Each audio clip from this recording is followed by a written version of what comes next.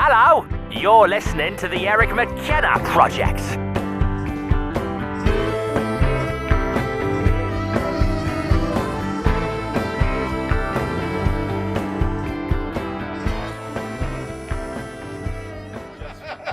It's just booze right now. So. Did you pour my drink? Yeah, a little bit. Okay, so you bought the Log Jammer. I sure did. You did. And I have not asked you prior to the show, so I want to learn myself. Where did the idea come from? What was the thought behind that? And I'm seeing how you're using it as a marketing piece, which is a tremendous idea, but was that part of the original decision, or did you buy it without knowing what you were going to do Really, with it? somebody just reached out to me about it as a joke, like saying, hey, this is on here. I thought nothing of it. Then I was buying pinball machines off somebody else, and they said, you're the first person I thought of when I saw this. So I looked into it, and I thought that would be really cool. And I was like, what do you think it's going to go for? Cool for what?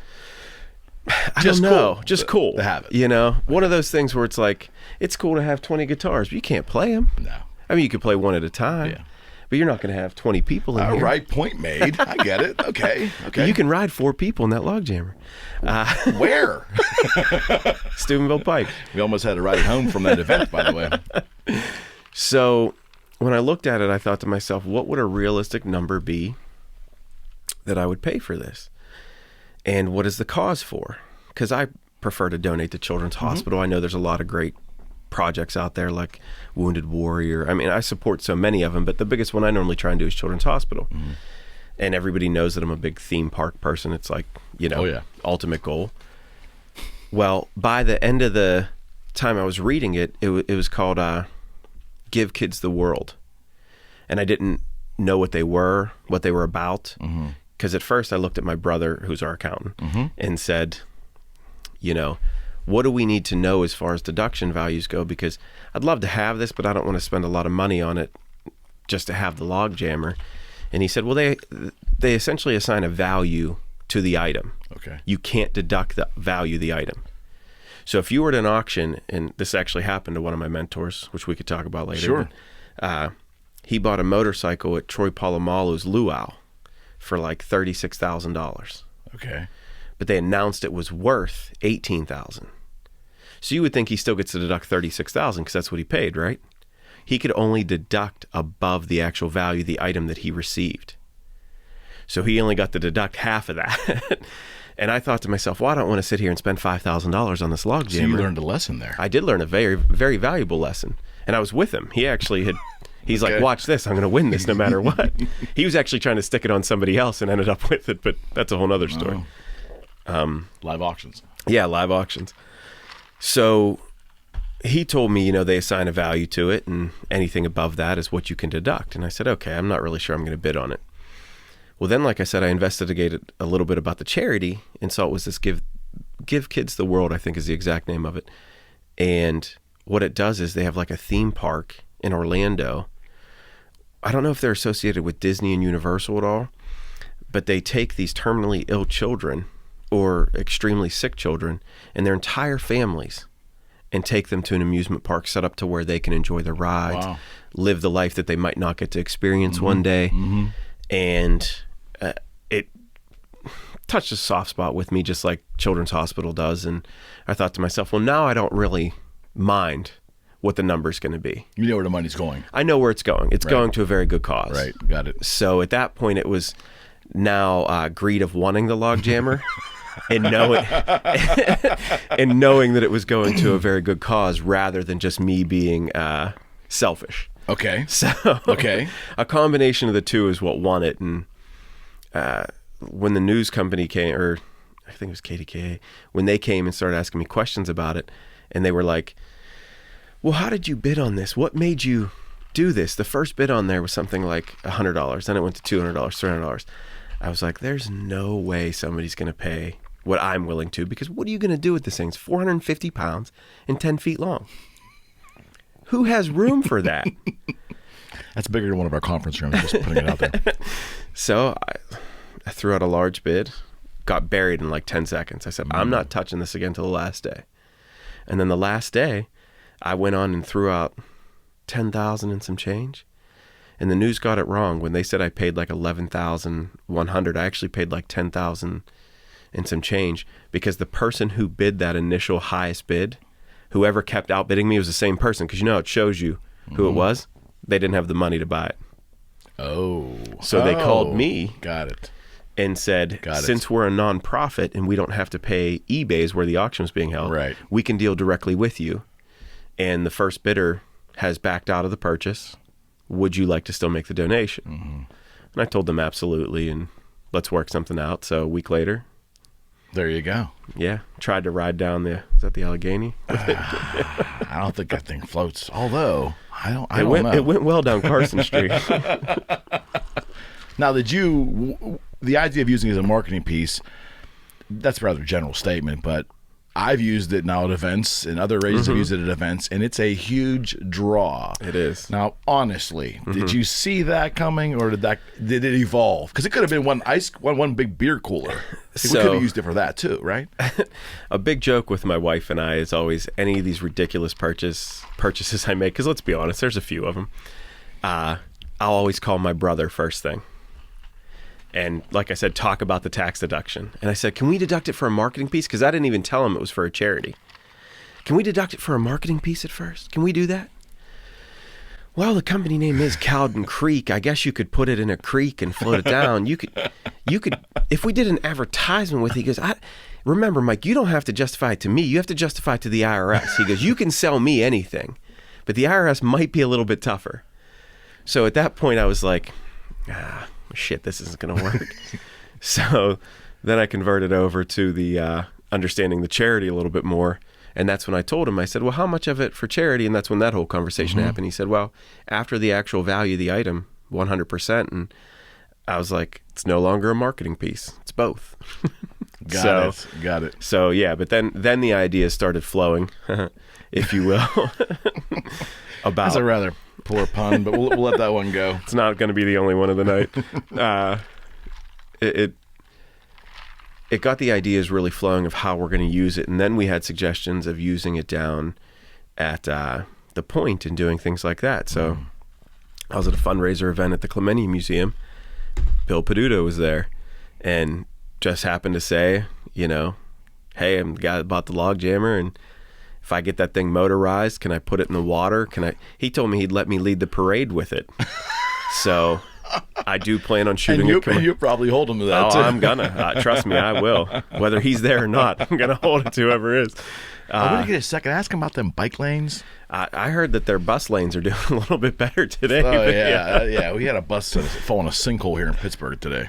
Yeah, it looked like something out of a Marvel movie. And I'm surprised you weren't down there figuring out a way to market that.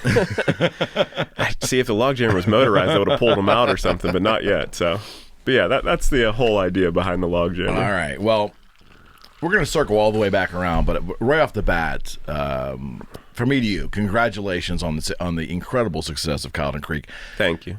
Not that it was unexpected. It was not unexpected, at least not from me or from many of my contemporaries. But the pace of it, the speed in which all this has happened, is quite astonishing. So talk a little bit about that. Where are we as a company compared to where we are, and how far ahead are we from your initial plans? And then we'll circle all the way back. Yeah, we could definitely talk about that. Okay. So, and you're welcome, by the way. Thank you.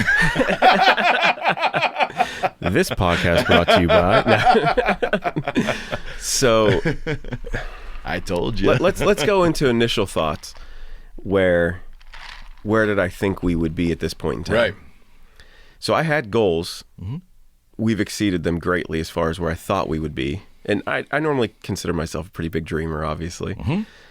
As to where I did think we'd have a second office open by the end of this year, which that isn't happening, but we're twice the size of what I thought we would be, and we've just obtained more square footage in our current location. So we're technically like 3 times the size, not twice. But which was already astonishingly big the first time I walked in the door. Right, yeah. I might add. Currently licensed under, so we have a little over 40 agents, and we have a handful more coming before the end of the year in classes and such, and transitioning over. We'll be at about 50 agents by the end of the year. This year, we're just capping over $60 million in sales and have just under 400 in sales so far right now for the year. That's not from when we opened. That's just this year. So But we're only at the 18-month, roughly the 19th month? correct. It depends on what you count it by. So it was officially licensed in March of 2018. The doors opened at Cowden Creek September 1st. Right. So That should be the starting point. yeah, so we're 13 months in that manner. 13 months. Yeah. There's a famous quote talking about all these, millionaires and billionaires saying that like that Jeff guy who started Amazon started in his garage. Bill Gates started in his garage or in his living room. Garages were a thing. Yeah. And, I realized the first problem was the joke is in the meme that I don't have a garage. But there was about 4 agents in my dining room where I was holding trainings weekly for the first 4 months until we got the office space ready to at least practice out of there, because we had the office, but we were doing renovations to make it the way we needed it to be for not only code, but how we wanted it to be. So it's just interesting to be working out of a dining room compared to where we're at now. When I joined you, I think I was there for the last month before we opened. Yeah, absolutely. Before the doors opened up. Yeah. And I did sit at his dining room table and write business. Yeah, And it actually was write fun. up contracts. We drank. Yeah. It was good. I had popcorn. It's the only way to get through it. We had some pizza. Those are all. I think those will always be the time you'll remember. Absolutely. Always. I mean, we have you a can't- picture of the group of us sitting at a dining room table. Hopefully it's one of those pictures in a meme one day. It could be. Yeah. It could be. Any particular standing that where we are compared to our, our respectful, We could say competitors. Yeah, absolutely. Absolutely. I believe that all things are measured differently by those who want to excel and succeed. But for being where we're at in the Northwest Allegheny market, we're currently the 5th highest company, considering all the David and Goliath jokes we've heard a little bit about of how can you start your own brand today. There's so many big names. There's so many other people. Well, there's 257 offices in the MLS. In our area, we're number 5. So pretty happy about that. Even surrounding areas, we're climbing the charts. Overall, out of those 272, I think we're number 19 currently. It's amazing. Yeah, 257, I think it is. Yeah, and we're number 19. So I'm pretty happy. But you're about always that. so nonplussed about everything, though. So you take everything in stride. That's right. Because, most of us would be through like,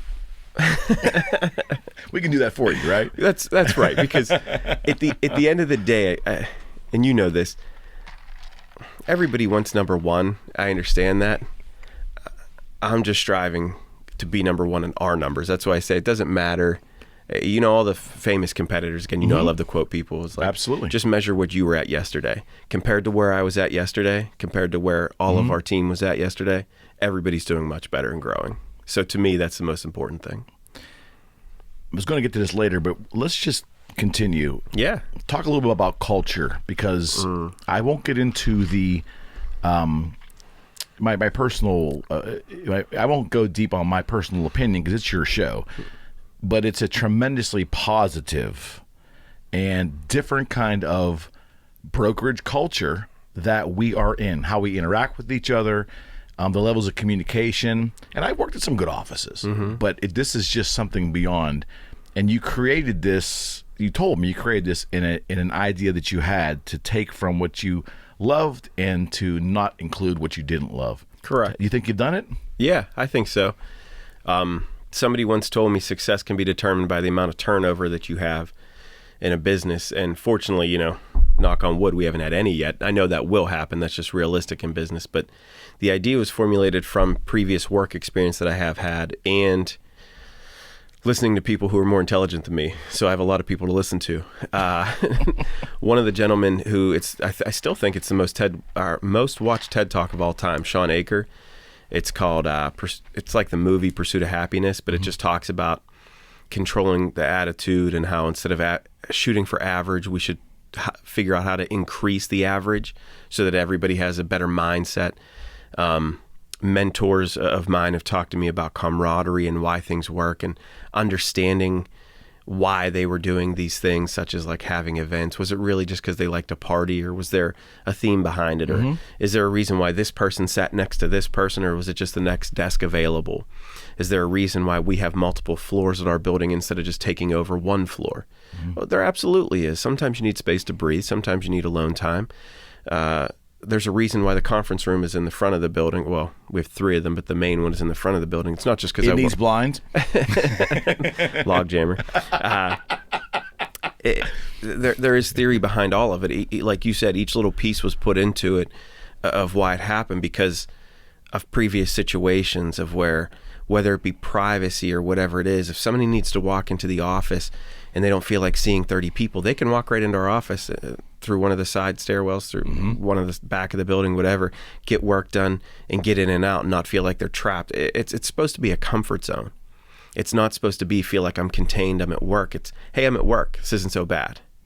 And to go off on that kind of the camaraderie, there is a reason why we have pinball machines, arcade machines, pool machine, bubble hockey, air hockey, boxing, movie theater. Like, there's a reason we have all of those things because of the reason that, you know how it is when you have 12 hours worth of work to do, but you have like a 45-minute gap in between.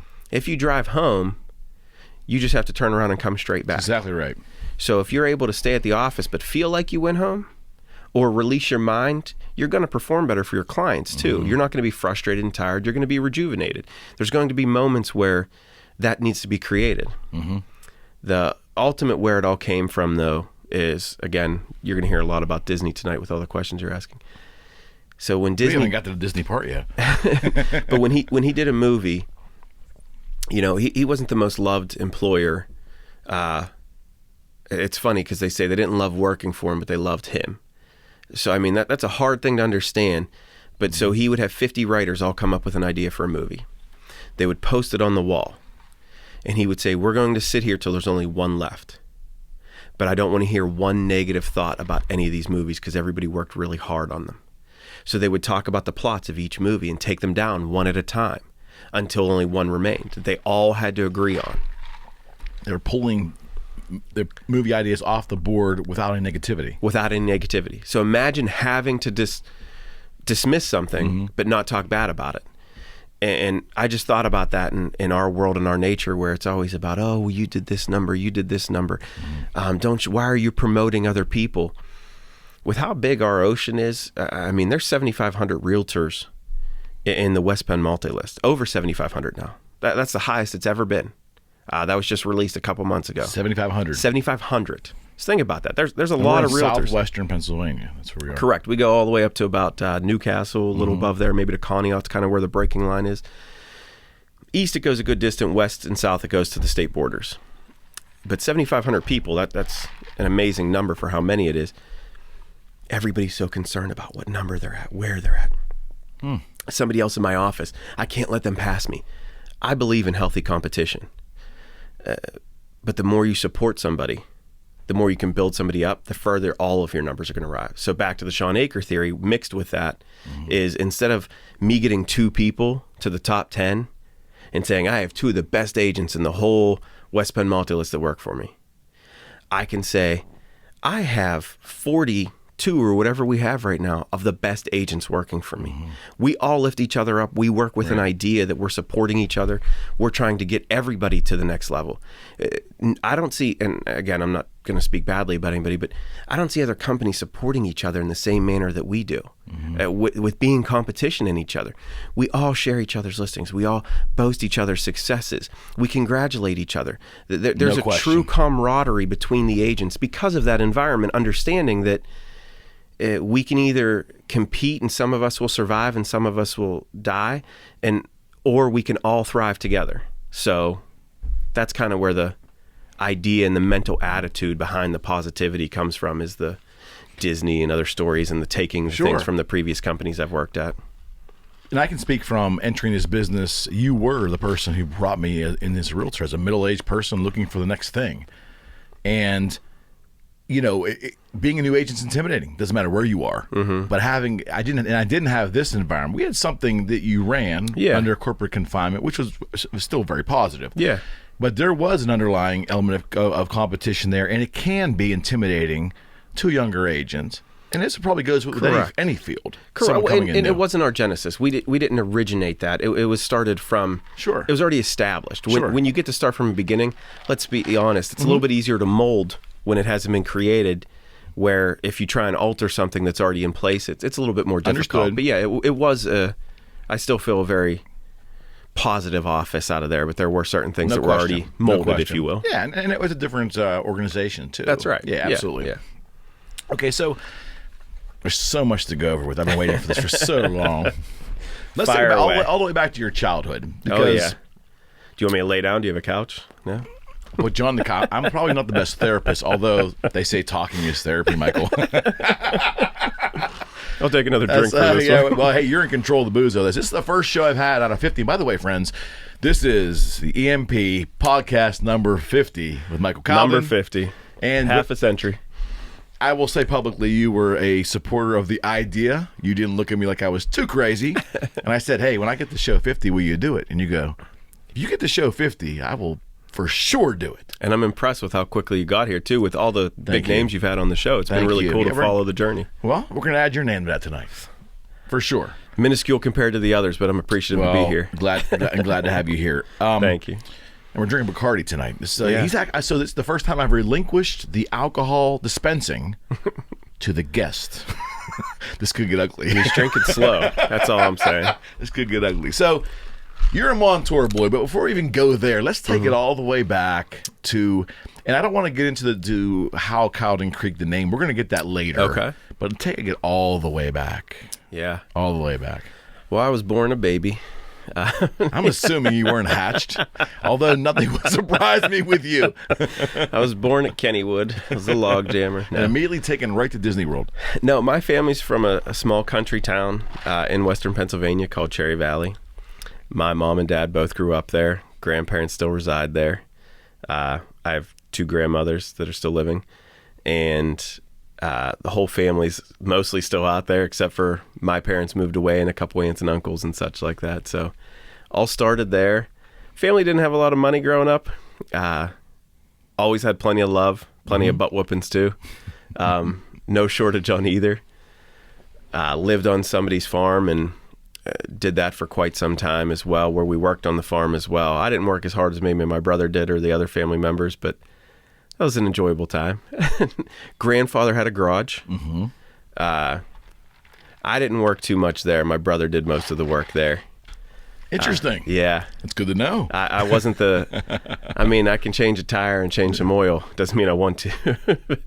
My brother can pretty much fix anything on a car. I don't know if he still can, but he could at that point in time. He learned a lot from him in that manner. Okay. Father had so many jobs going through the childhood. So many things from when you were younger that everybody tells you remember or that they remember. I can't relate in the same nature. Okay. Before 10, I remember things through pictures. Well, of course. Yeah, I don't remember. Sense. You know how people would Wait say, till you put a couple more years on, pal. It'll be even worse. Trust me. Well, they tell me, I remember when I was 5. I'm like, I don't remember what I did yesterday. Like, I have a general idea, but the detail that they tell these stories in, like, I could tell you about Christmas morning, certain mornings, or certain major events in my life. But yeah, life was different than it is now. Very humble beginnings. Parents were separated. Mother, definitely big influence growing up just on seeing what was capable. And, people are still fighting over equality today. And my mother worked at the same company for 37 years and grew her way to director of marketing and advertising, like a vice president position with GlaxoSmithKline, and straight and streamlined and steady. So it was very interesting to see that happen growing up as a kid. Got to encounter many cool things, MTV Music Awards, Olympics, things like that, like really cool things. And then the other side was my dad.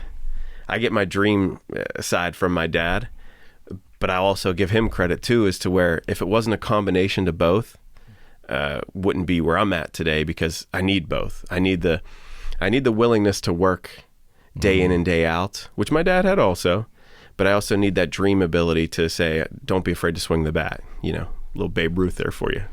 Never let the fear of striking out keep you from playing the game. It's a very reoccurring theme, I can assure you. He's repeated that many times in the years I've known the lad.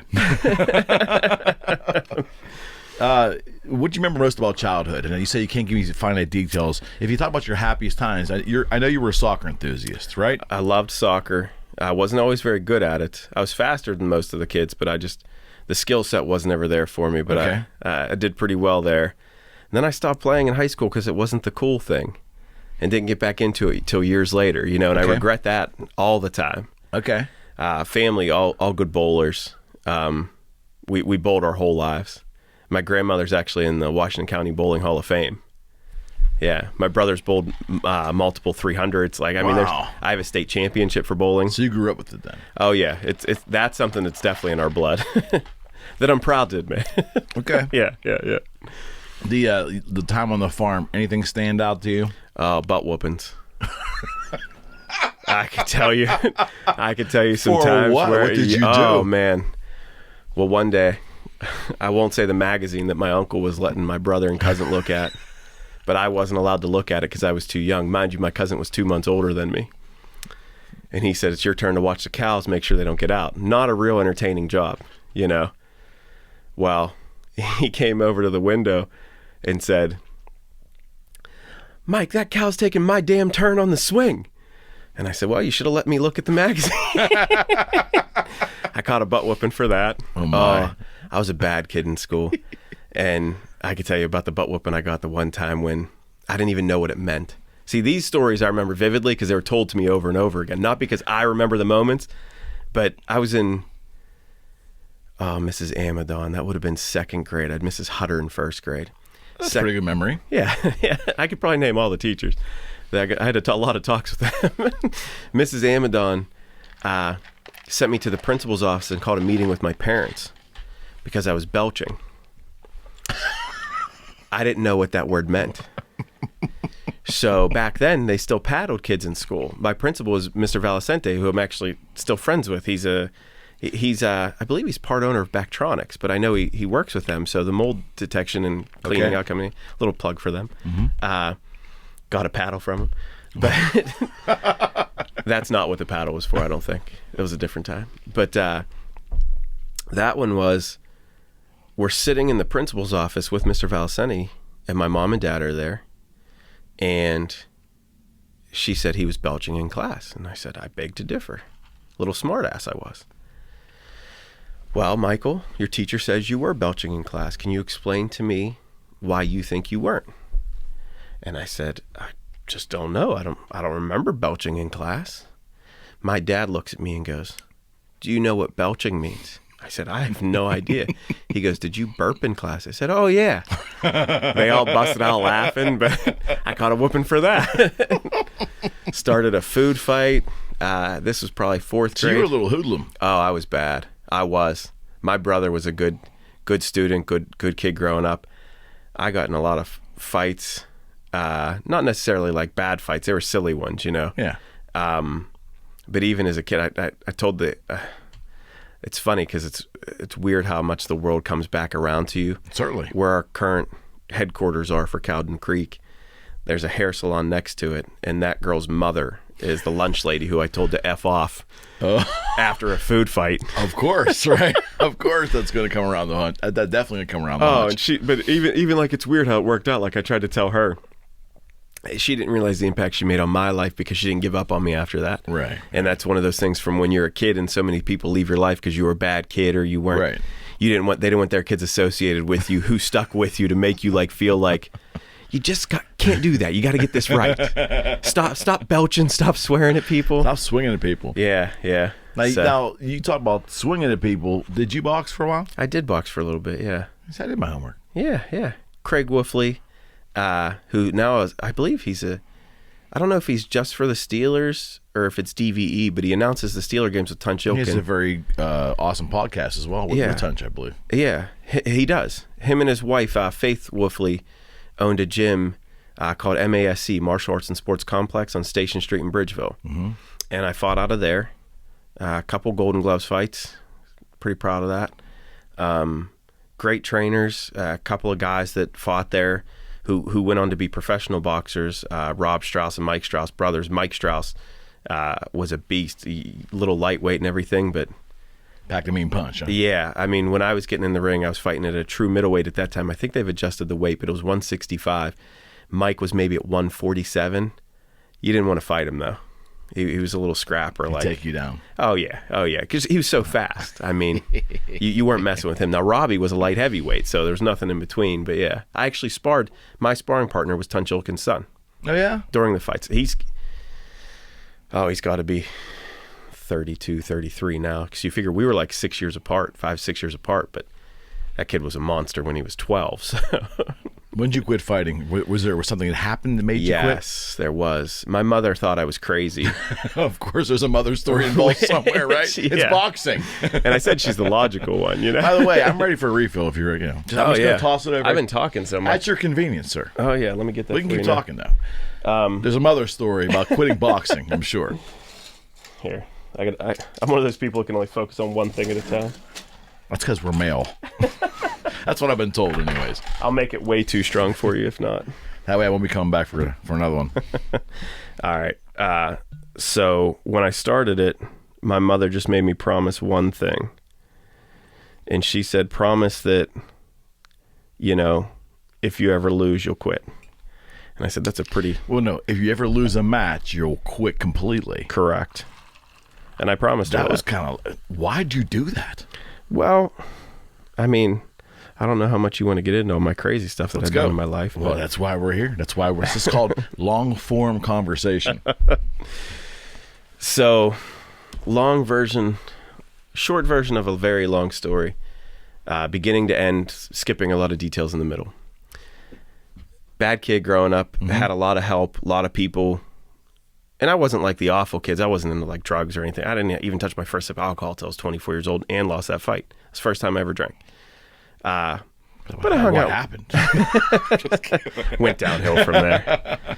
But I was hanging out with kids that didn't have the greatest reputation, did whatever, and I was getting suspended from school for being a smart ass, mouthing off to teachers, a couple fights here and there. And again, it wasn't anything big. I wasn't like the kids that were going fighting like 20 other kids or like the gangsters that self-proclaimed, gangsters in the school or whatever. Yeah. Normally it was over girls or something of that nature. Or I'll tell you that famous quote later about in school where I threatened a substitute teacher. Remind me to tell you that. But right out of high school, 2 years out of high school, my brother and I weren't getting along real well. And I had 4 best friends, Gino, Darren, Jared, and Ben. And we were inseparable. Like we slept at each other's houses all the time. And we were like brothers. There was like a bondhood that was built between us. And life changed a lot that year. I was 21 years old, and my best friend's little brother passed away in a car accident on a way to a basketball game. It was his senior night. And I wasn't as close with him personally, but being so close to his brother, it had a big impact on me. And I just remember running over to I went over to my brother's house, who, like I said, him and I really weren't talking at that time, and just threw my arms around him, started bawling, and he's like, what the hell happened? What's wrong with you? And I said, he's dead. And he's like, who's dead? I said, Ben's little brother died in a car accident tonight. And he just put his arms around me. He goes, well, I'm not. I'm okay. And it comforted me in a strange way. Sure. But at that moment, do I want to say a credit to a lot of the things I've done in my life to that moment? I don't know. I might. There's been so many factors that have brought it to there, but that moment was like a key turning point to me. Like, what if it was me? I'm the little brother. What have I not accomplished in my life this far? That like, if I could talk to somebody, I don't know how things work when we pass away, but if somebody came up to me and said, did you live your life to the fullest? Well, I was a bad son for a lot of time. I gave my parents shit over homework and being well behaved. I didn't really try hard at school. I was rude to most teachers, parents, didn't visit my family members, didn't do all these things. And just thought, is this how you really want to be remembered? Selfish, very selfish. And changed my life. Created a bucket list. Actually thought about goals, things I wanted to accomplish. As a young person? I think we have those moments in life that do it. And I hate to say I was fortunate enough to have my moment when I was younger because of what it cost another family for me to realize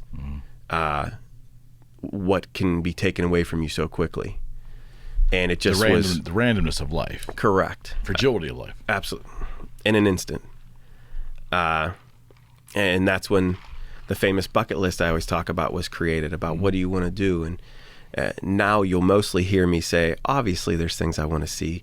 I'd love to see my son grow up, get married, have kids, do whatever he wants to do. I want to be there, be a part of it, be with my wife, maybe have more kids, God willing, and see what goes on from there. But if for some reason I did die today, I can tell you for the past 20 years of my life, that would be that I've lived every day to the fullest. like, you know, people always make a joke with me and say like, oh, you need more sleep, you need to do this. And I always joke and say, you know, sleep is for the rich and the dead. And that's not my line. And they might make comments about me regarding the money aspect of it. And I say, you don't know everything you think you know.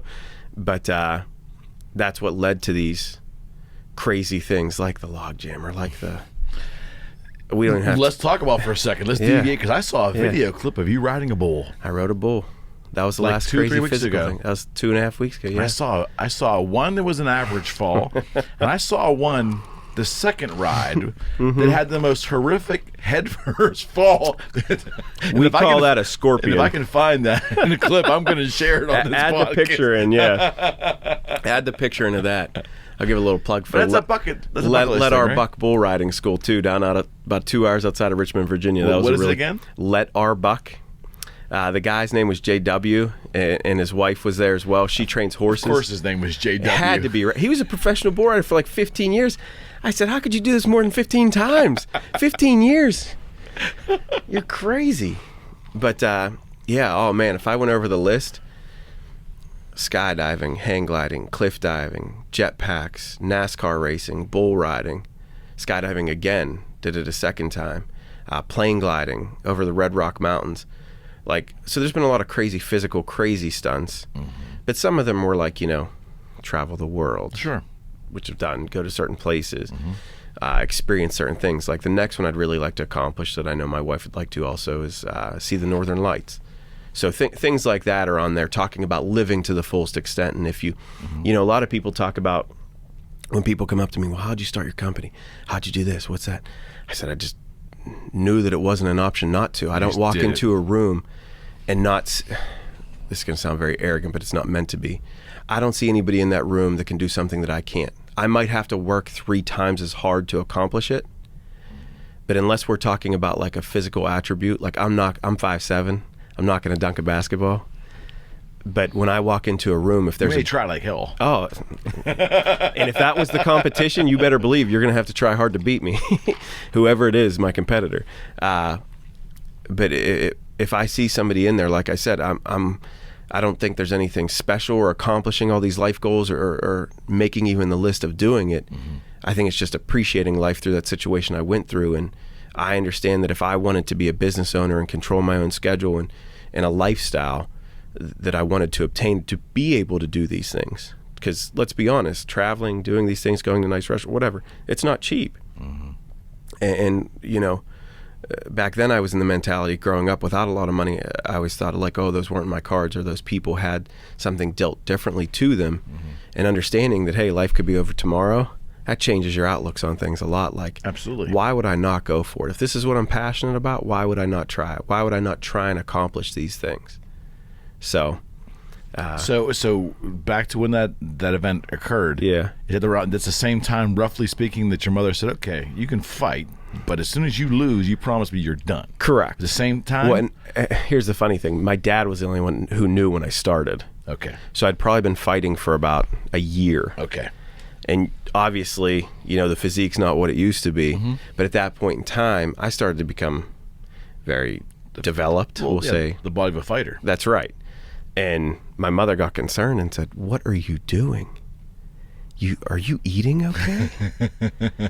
And I was like, yeah, I'm just running, 5-10 miles a day and working out for 3 hours a day in a boxing gym. Yeah. And she's like, you're doing what? Do you know how many of those guys, sorry, Mom, for the bad imitation. You know how many of those guys can't think anymore, can't walk? I said, yeah, but that doesn't mean it's going to be me. You know how many of them are super successful and millionaires and going through this? Mind you, I'm working 2-3 jobs at the time as well. But what were those jobs? That was kind of where I wanted to go with this. Oh, yeah. Because out of high school, you didn't go directly to college, right? I did not go to college till 31, correct? Yeah. Okay. Yeah. So what did you do? Do you want to start with the first job? Or? I absolutely do. Oh, God. One of our associates is going to laugh when I tell this story. So at 13 years old, I worked at a nursery with my brother and my father. 13. Yeah, that's right. It's under the table and illegal. I was pulling weeds at a nursery out of pots. So you know how they sell you the trees that are lined up and down with all the sprinklers above them? Yeah. 3 of us, just when the place would close, we do that. Christmas time rolled around, we sold Christmas trees. We worked in the different parts there. Had to make money, had to make ends meet, do whatever we had to do. Then I did that for 2 years. Then I worked at Taco Bell KFC, where I was a taco cook. Yeah, and that was when they originally opened. And why did I go there, you ask? It was the highest paying place for somebody of my. You needed a worker's permit to work at 15. I think you still do. I don't know. Right. I believe so. And I think it was paying $4.75, and minimum wage was like $3.25 or $4.70 or $4.25. So it was higher than whatever it was, and I was like, "This is the place." No matter what I have to do. No matter what I have to do. Then a legendary place that was known very well in Robinson Township here in our area was called Duke of Bubbles. Mm-hmm. And I converted to the Duke. Oh, then I went to work at Best Buy twice. I left Best Buy to become a loan officer at a mortgage company. Okay. And enjoyed that lifestyle, but it was mostly daytime. There was nothing going on in the evening. Like I said, I was a very hungry person at that time and didn't want to waste time, and knew to accomplish these things I wanted to do, I'd need money. So I delivered pizzas at Pizza Hut. Wow. You moonlighted. Yeah. And I also worked for a company that was a sign company. Now, I only did that as needed. In the summertime, I did that almost every day because it was from 6 a.m., which I slept in the ride to wherever we were going that day, until 3 p.m. Then I could go do mortgages. And then on the weekends, I delivered pizzas. So it was a very busy schedule, to say the least. But for the sign company, I always loved telling this because it was fun. The guy I worked for, I'm actually the godfather of his grandson. Really good guy. I learned some life lessons from him too. But we changed out the light bulbs and the ballast in all 88 Eaton Parks at that point in time. So if there was a guy on a 80-foot high sign along the highway filled with spiders for a guy who's terrified of spiders. How about heights? Heights don't bother me, obviously, with all the other crazy crap. But yeah, the heights don't bother me at all. I think if it did bother you, knowing you would still do it anyway. Oh, the money? They paid me really well. I think, mind you, this would have been 1999, and I was probably making $20 an hour as an 18-year-old. So it's not bad. Plus life. The other two jobs, no, not at all. And I mean, the other gentleman drove, who was like my mentor at the job, who was my friend's dad, and he drove there. He just said, "Go change the light bulbs, go change the ballast, come back down." We drive home. We drive to State College, do one sign, come back, wherever they needed us at that day. If they didn't need anything, we'd go wash them. Okay. Because it was a part of our contract. Okay. So good money for not exactly a whole lot of mental thinking. I could focus on the other job mentally. Some long drives. Long drives, yeah. Then it transitioned from there to going back to Best Buy, left Pizza Hut, went back to Best Buy, and became a computer senior supervisor, whatever they call it, after just being there for a short period of time, again, due to money reasons. Left the mortgage world, went into work for an appraiser, and worked for a contractor. So I had 3 jobs again, all different, only returning to one of them. Okay. Best Buy partly for the discount. You worked at Best Buy for the discount. So you're definitely an electronics junkie. Oh, big time. Yeah, I love my toys. Yeah. And I liked it. It was probably my first real avenue of sales, where the other things I had to talk to people and make sales sometimes, explain to them what was going on, but I was purely just providing facts. At Best Buy, I got to actually communicate with people. And it was really cool because the first time I was there, you were based off a commission. When I went back, you weren't. It was just based off of helping somebody out, and you were getting the same amount of money whether you did or not. And I saw so many people sitting around, I'll tell this story about the Duke of Bubbles real quick. Sure. Everybody will laugh at the amount of money that I say, but so it was my first year working at the Duke of Bubbles, and a lady by the name of Helen and her husband were the owner, Nick, and it was Christmas time, so they gave out Christmas bonuses. They probably had 10, 15 high school students working for them. Okay. Some were a little bit older who'd started their careers there in high school.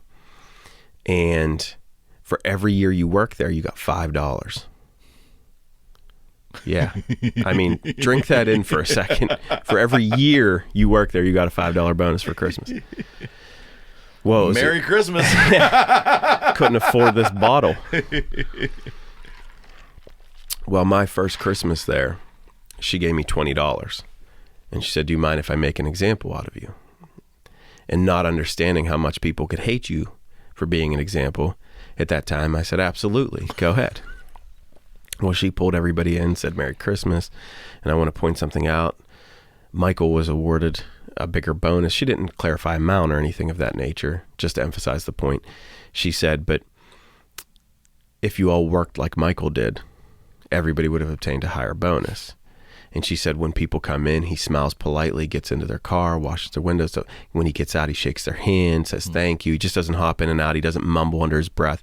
He asks them politely. He tries to upsell. He brings them air fresheners, like carries them out of the store inside. Because that was one where you got out of your car. Right. And the employees drove it through. You might have washed my car. I remember the tips weren't that great. Hey.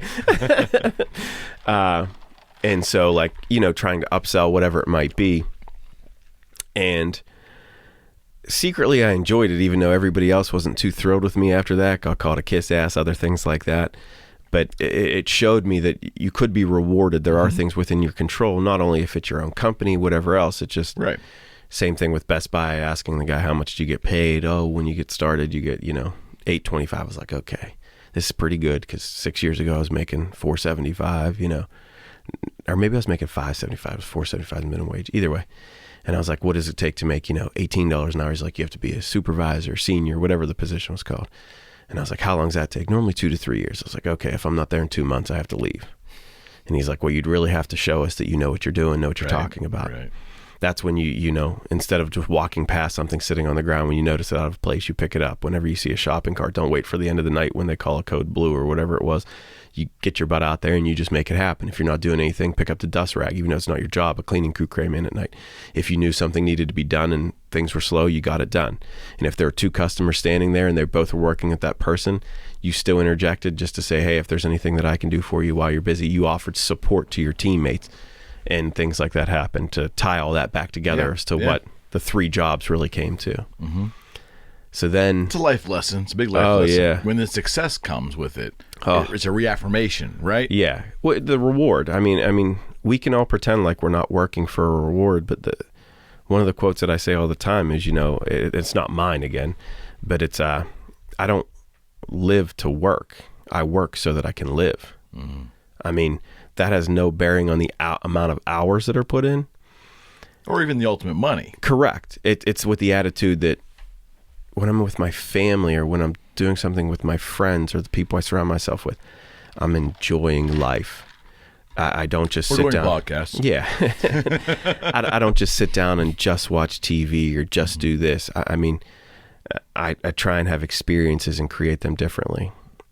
So bringing all that full circle back to the job counts, it went from, so at that last point we left off, I was a senior at Best Buy. I was doing the appraisals, and I was also working for a contractor, Bob Trapezzano, flipping houses, fixing them up, doing whatever.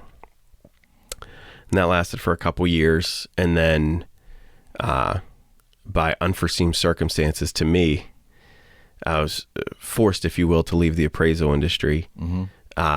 And still really like that industry, but wanted to do something where, again, I had more control, where somebody else wasn't dictating my paycheck, and had paid attention to different lifestyles and who enjoyed their life, or who did it seem, whether it be real or not.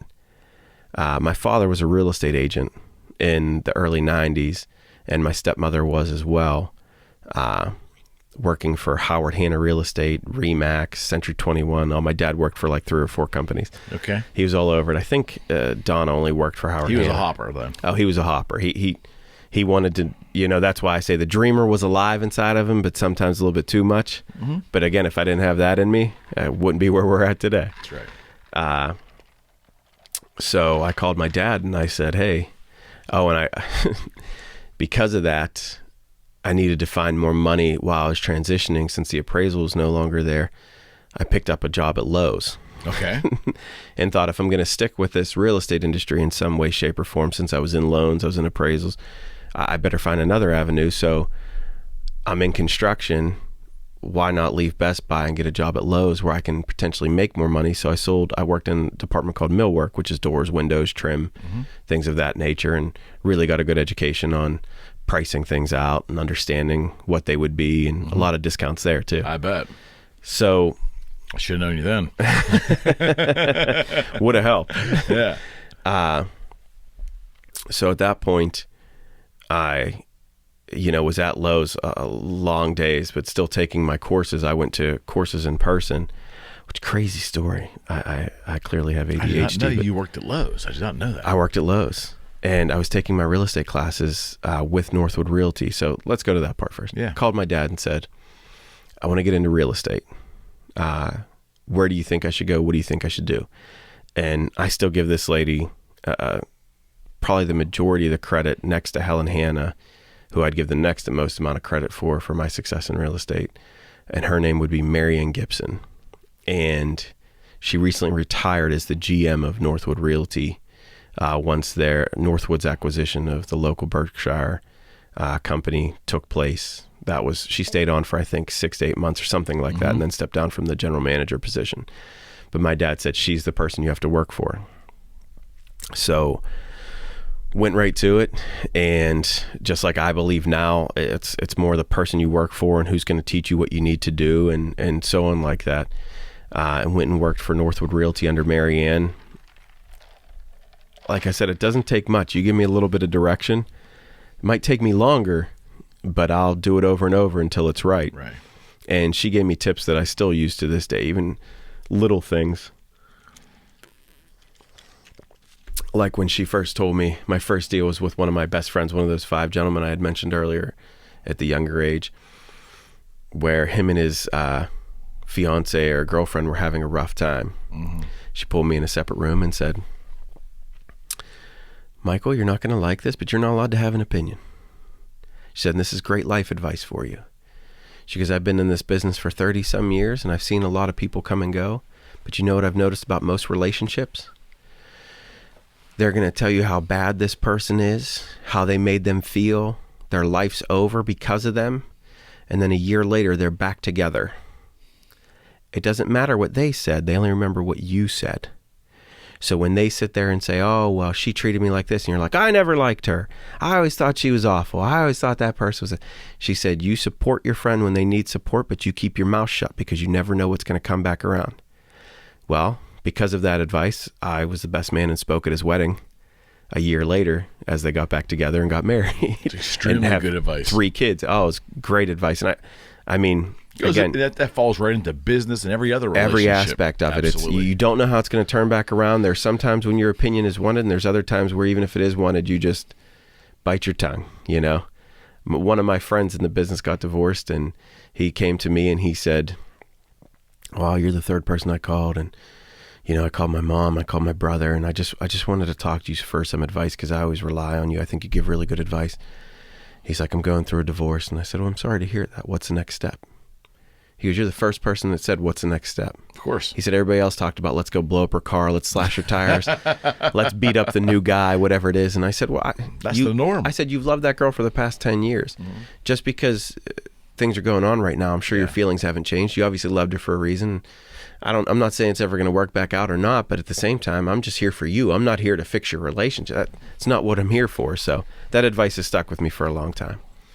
And worked with the best under her, and then she was going to a higher level position at Northwood right. At the time, and no complaints. Loved her to death, but again, it was about people. And then one of my mentors at the time was a gentleman I called Uncle Peter. He wasn't really my uncle, but called him Uncle Peter. Very successful businessman, still very successful. Carry his wisdom around with me all the time and use it almost every day for the things that he taught me. But he said to me, well, who would you consider working for now that you wouldn't be under Marianne? And I said, well, the problem is I direct one-on-one time with her. It's not that these other people aren't great managers or good companies, because most of them are. It's not her. It's not her. He said, well, who do you think would be equivalent? And I said, well, I always like to meet that haughty Hannah, He's like, well, that's strange. I said, oh, yeah? He goes, because I was just talking to him today. And I said, okay. He goes, we're going to Duquesne Club on Thursday to have lunch with him. His treat. I said, okay. What does this guy want to talk to me for? Get in the car with my uncle. We're driving down to Duquesne Club. And again, he's not my real uncle. But get in the car with him. We're driving down. And he said, so did you prepare questions? Do you have talking points? What are you going to bring up? Are you ready for what he's about to say? I mean, he really mentally prepared me for a lot of things. And I said, no. He goes, well, how do you grow your business so quickly being that you're in it for 2 years? I said, by listening to the person who's done it for the past 35 years successfully. He said, okay, that's a good answer, but you need to have something else. So I said, well, I'm really good at for sale by owners because it's a hot market for sellers right now, and I can call and convert them very easily. And he goes, I don't know how that's going to work out, but I want you to tell the truth to him. So when he asks you where your business comes from, just make sure you're honest. Walking through King Club, Hottie stands up, comes over, shakes my hand. Like I said, there's not too many people that I walk into a room for and I think I can't do what that guy does. At that point in time, I knew I wasn't capable of doing what that guy did. At that point in time. Mm-hmm. I knew there was a lot of knowledge in that mind that needed to be obtained or respected, if you will, before I could say, I could do what this guy does. This wasn't going to be a no 1 or 2 year adventure. This was going to be, this guy's got it going on, you know. And he said to me, so tell me a little bit about yourself. I checked your numbers. Where's your business come from? First question, right out the bat. I said, well, most of it currently comes from for sale by owners. And he goes, I love it. How silly are these people putting a sign in the yard literally saying, come work for me? He said they couldn't make it any easier, and yet so many people don't recognize it. He goes, and you have the courage to call them. He said most people are afraid of failing, and that's why they fail. He said, I love to hear that you call them. He said, how many times do you call them? And I said, as many times as it takes to get the listing. And fell in love right there. I mean, I did at least, you know. And he said, why don't you come meet with a couple of my managers? He goes, he gave me good advice right then and there. He said, you're going to think I'm crazy because I've only known you for a half an hour now, but I see management on you. Him and Helen still fight over who had credit for doing that. So Hottie would have been the original. Helen's the one that made it happen. But, and he said, well, why don't you go talk to these 2 offices? He said, I'm just going to give you a bit of advice. Don't ever work at an office that I could see you managing at one day. Don't. He said, because that's not how we place people, because then there's going to be politics, people like this. A very fair, very understanding company. They want people to be comfortable in their work environment. That's some of the good that I took away from there. Mm-hmm. So I went to a new construction office at Howard Hanna. Mind you, I'm still working at Lowe's and I'm still doing construction. So you're a part-time agent. Part-time agent. Well, 40 hours, but part-time. Yeah. Part-timers, right? And this is 2008 at this point in time, November. And I went and interviewed at a Green Tree office, the West Suburban office for that company, and also what was called the New Construction office, which was in Nevillewood. Mm-hmm. And it's a funny answer. He liked it. He said, so what did you like the most about each office? I said, they were all great. All good managers, all good people. I mean, I could tell you the people I sat down with and how good they were. Chris Olds at Green Tree. Was that her name? Yeah, I think that's her name. Arlene Lunds, who was at West Suburban, and Darlene Hunter, who was at New Construction. And he said, where do you want to go? I said, I'd like to start at the New Construction office. He goes, really? He goes, that's not where I would have pegged you for. And he said, so why are you choosing it? I said, well, I'm very competitive and I like to be number 1. Being that I'm new to your company, this office only has 7 people. I can become number 1 and market the hell out of that a lot quicker than I can anywhere else. It's a very honest answer. Very honest. And he just cracked up and he kind of smiled and he said, what if I told you that office was merging in a couple years? I said, well, it gives me a couple years to become number 1. And I did. And became the top producer, merged with the Green Tree office, which was then known as the, I think it's called the Collier office now, but at that time it was not. It was called the Southwest office or something. It had a different name, but okay. Anyway, that's what led to there. And at that point in time, so now we're 2 years more into it, that's when I let go of the Lowe's job. Things started to turn pretty good, working out well in real estate, you know, putting in these 80-hour weeks, so on. And then from there, remained top producer of one of the top producers of The Office. There's a young lady by the name of Lou Ryan who does a great job in real estate, and I think she's still actually a top producer there, if I'm not mistaken. It might be Jen Krause. Tremendous agent. Yeah, great agent, easy to work with. You never have to worry about the deal on the other side. I've done some deals with her. Yeah, a little promotion for her. but she was the one who, even though it'd be quick and witty sometimes with her, you'd learn a lesson there too. If she told you something, there was a reason behind it, and there was thought and logic. So it was always good to work around or under her. But then it would have been 2012, 2013 actually. I got a phone call. Mind you, this is the guy. I showed up at the office in tank tops, shorts, cargo shorts, flip-flops. I do have flip-flops on right now, by the way, even though it's 30 degrees outside. I got a phone call from Helen Hanna, who had become my mentor over this time period. And right. It's funny when you have a company of that size, the attention that all the owners there, the whole family actually pays attention to. It's a warm respect you really can't find everywhere. Where, at that time, I think they had, so it would have been 2013, so 5,000-6,000 agents. Now they're over 11,000. But 5,000-6,000 agents, and you can call the owner of the company. It's incredible. And talk about personal stuff, life going on, whatever it might be. And she was a true mentor to me in every step of the way. But my phone rang in reverse this time from her and said, "Are you at the office?" Of course I wasn't. What do you think my answer was? Yes, I am. Actually am. Okay, great. I'll be there in an hour. So I considered where I was at and said, you got about 20 minutes to get showered and get ready, put on a suit and tie, because a person of that nature, although she would never say it, it demands respect. You respect that person. When they walk in the room, you do that. And get to the office, suit and tie. My manager that was currently there, I'm not going to say names or anything like that, but this is where you find ins and outs of the business, and are you sure? Do you know why they're coming down? I have no idea. Well, they must have known in the background. They're like, if it's about management, I just want to tell you, it's not everything it's cracked up to be. But they're losing their top producer. Sure. They're losing somebody who makes them money. Absolutely. And it's like self-survival. Correct. Where we'll talk about that later, but like how I want everybody to thrive and survive. Right. I'd rather be proud and say that person came through my tutelage rather than that person never made it anywhere because they were under my tutelage. Absolutely. Helen shows up and says to me, would you like to be considered what was really, let's just tell it like it was. How would you like the West Suburban management job? Just came right out. Came out right out and said it. Do you know the people there? Do they like you? Because I can't put you in a place where you're not respected. I said, I think everybody does. I've had a few deals with a few of the workers there. Okay. Well, there's a few people applying for it. You have to apply for it, but you have my vote. And I was like, oh, okay, great.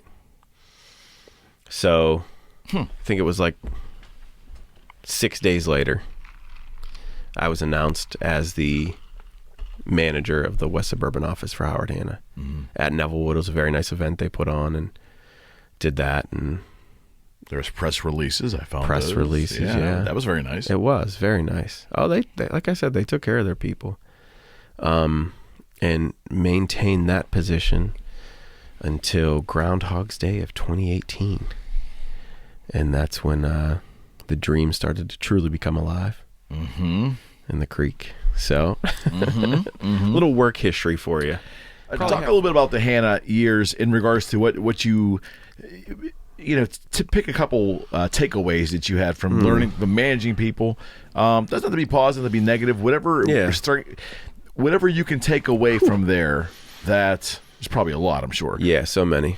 But what stands out in your mind, negative or positive? Well, as you move toward your business, one of the biggest things that I would say is encouragement. There's something that I'm quoted on for today that, again, I know came from all of them and different jobs, but I always say I want to be everybody's first follower. I don't think a leader is somebody, how you see all the memes or pictures of the guy standing behind him whipping, or it's a guy in the front pulling him or anything like that. I think it's being a cheerleader, supporter, the first follower of everybody else. And it was either Hobie Hanna or Duffy Hanna showed this video one time. And it was a guy dancing out in the field. Actually, it was like one of their leadership management courses that they had. And there was a guy standing out in the field. And they stopped it and said, does everybody here think he's a leader or follower? Or do you just think he's a drunk idiot? Like, that was the real topic. Because it was like at a music festival. Was he by himself out He was there by dancing? himself, Okay. alone. Okay. And then, they stopped the tape and asked that question, and nobody really answered. Everybody remained quiet. And I'm sitting there thinking, like joking around, like, well, I don't have enough information yet. I'd like to see what happens here. And before anybody answered, they continued to play the video. And then these two beautiful women came up and started dancing next to him. And then a swarm of like 3,000 people ran out to this guy that was just dancing crazy and started dancing like him. And they said, so when he was out there by himself, he wasn't a leader because he didn't have any followers. But then he was only as strong as his first follower. Okay. They said if another crazy person would have ran out there, maybe nobody else did. But there was so much strength in that first follower being these beautiful women at a concert that everybody else wanted to be around them. Got it. What a great analogy they taught us. So if you can be everybody's first follower, you can change their lives. You can make other people follow them. So people coming to me, the agent is that person dancing out in the field, and I'm their first follower. I want to make everybody love that person, make them able to be able to understand them and see the passion that they thrive and drive. And that came to me from the Hannahs. Again, whether it was directly from one of them or I think it was a manager training, like I said, I don't really remember. But that was one of the biggest key takeaways I've ever had there. Another great thing I've learned is I mention this book all the time, whether it be in training, management, speaking at local schools like I do and stuff, is I always mention the book David and Goliath. And that was given to us from one of the managers. That might have been Helen. I can't remember. But it talked about overcoming odds and understanding what you're capable of. Yeah. Which maybe worked out for me a little bit better than expected. No question. but no doubt. But the idea behind it, again, was strengthening those people for you, like being proud of where they're from and supporting them. And that book has been a great help. The Chows were amazing with you. I was part the of Children's those, Hospital. and I was part of this for 3-4 years. And I mean, you had a lot of pride in that. I did. To me, it was like planning a wedding every year, but you got an actual reward out of it. Just kidding. Not a bill. Yeah. No. Amalfi Coast. True. Most of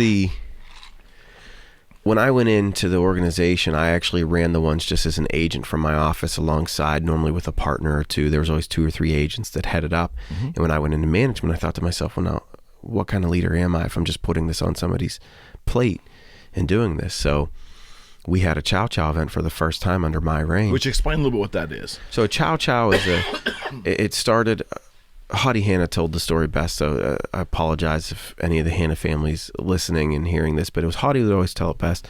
I think it was Kathy Wainwright was her name, Kathy Wain, I'm going to say her last name wrong, but Kathy said, why don't we go from each office to office making dishes, and everybody pitches in and pays for them, and you get to eat dinner. So for X amount donation, you got a dinner each night of the week, and there's 10 offices at that point in time, so it wasn't that big of a deal. You ran from office to office to office, but the money went to a local charity, Children's Hospital, whatever it might be. And now it's platformed into what it is, where you have individual offices rating $40,000 in one night or throughout the year for this cause. Grand totals normally equaling $1 million annually in donations. But most people don't realize what that did to, it wasn't just, don't get me wrong, there's always a great benefit in charity, but it also showed me that you didn't have to separate everything in your life. You could bring certain things together and connect them together. So whether it be your family getting involved with this, something that you're so passionate about and care about it. And Hottie had said, don't ever be embarrassed if you're truly helping somebody and being passionate to promote yourself in doing it, because these people are going to use somebody to buy houses. They're going to use somebody to do this.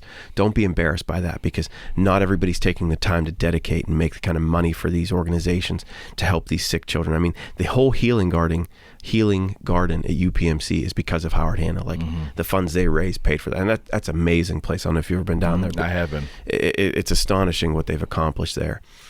And so when I became a manager, I said, instead of just me taking this, instead of just the agents taking it, I'm going to show them how important this is to me. And we were one of the top 3 offices the first year we did it. And then the following year, I think we were like number 2. And then the third year, we were number 1. And I got called back down to the Duquesne Club because they have some of their board meetings there. And this was their charity foundation board, which I believe Annie Engel was heading up at that time, Helen's daughter. And she said, we'd like you to prepare, a slideshow or business plan of how you're procuring this. And I explained, I walk into a room and there's all these executives staring at me, and I did a presentation and talked about, coming from humble beginnings, I learned that you had to incorporate things that would benefit all aspects of it. So I thought, we sell houses. How can we get people like this to be encouraged to help Children's Hospital? Everybody wants to help a charity, but yet, there's a movie called Airplane, which I'm sure you know. When the guy walked into the airport, there were 50 different charity organizations, religions coming up to you trying to get money. What would make yours stand out, and how can you raise money on it on behalf of that? And how do you raise more money? Where does your platform start? Do you have to pull money out of your own pocket? Right. And Hadi always said you shouldn't have to pull money out of your pocket to make this happen. You should just let people know how serious of a donation this is. Right. Explain to them what it's accomplishing, what we're getting done with this. And so what I've done is structured these yard sales and different things. Since we sell real estate, well, we always have people that want to get rid of furniture. Well, we work with storage unit companies. Let's have some storage units dropped off and they can come fill them up with furniture.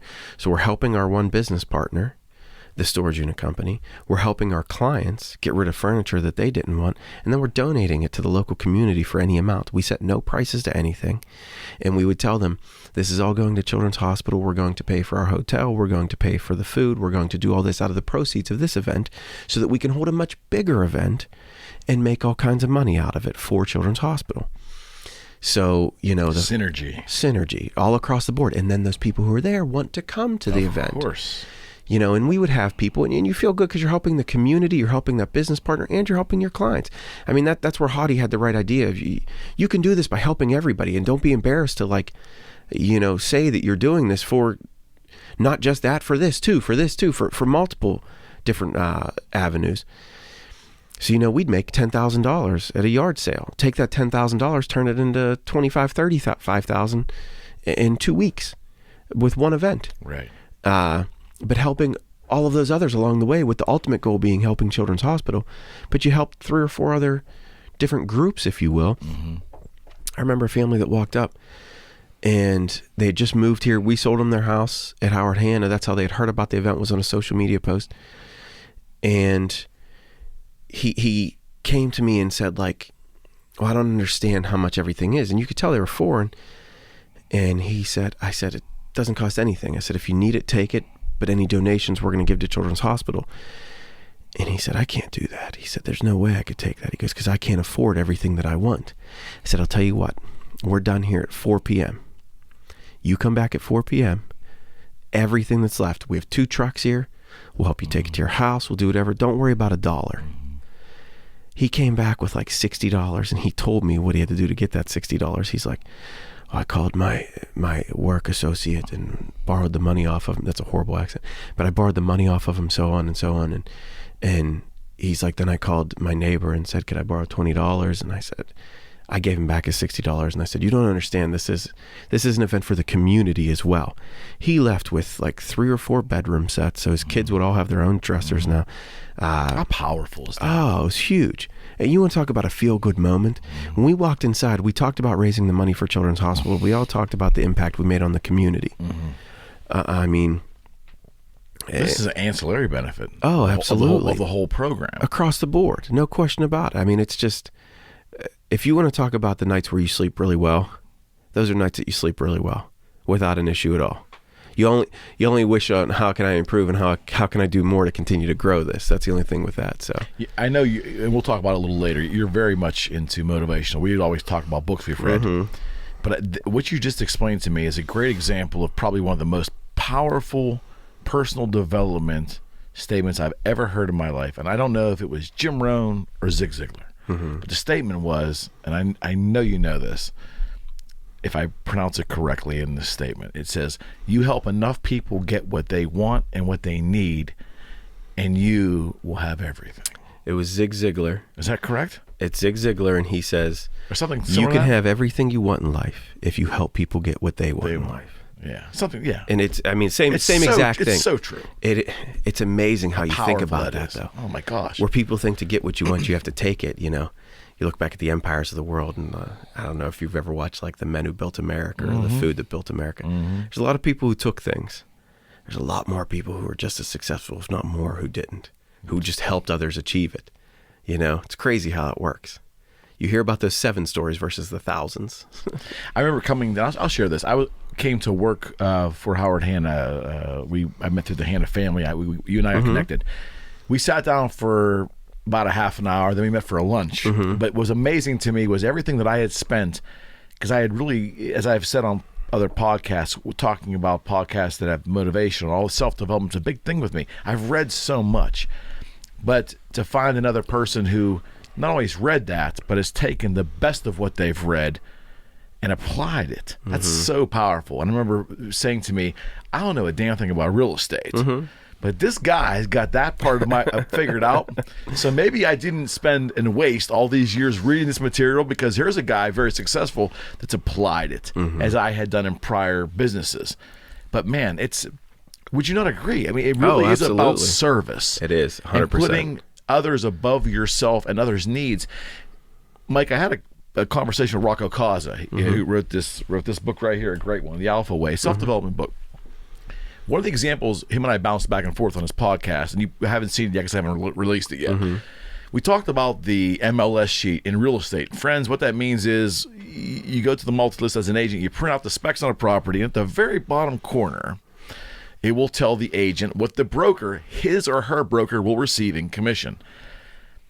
I have never looked at that, and I know you find it funny, but it's irrelevant to me. If a client wants to see 7 properties, it's which one they really dig. Correct. And at the end, whatever it ends up being that our brokerage gets and what my ultimate commission is, it's kind of like, I know it'll be there, but I want to see them smiling. Let's get to the finish line. That's right. There's an amount there. There's an amount there. It doesn't matter if it's 2.5 or 10. Absolutely. Yeah. But getting them happy and satisfied and happy campers and Eric McKenna fans. Yeah.